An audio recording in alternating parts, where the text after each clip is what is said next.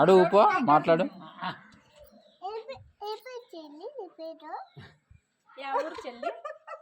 ఏ ఊరు చెల్లి? అనంతపూర్. మా ఇంటికి రా చెల్లి.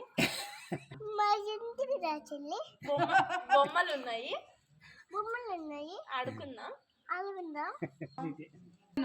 ఇల్లు 20 రోజులే.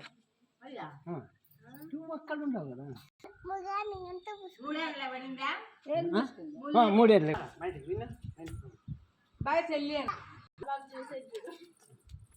చిన్న కొనుక్కుంటాను చెల్లేను బాగా చెప్తావా? చెల్లి చెల్లి కింద కొనుక్కుంటున్నావు అక్కడ చూడి అను.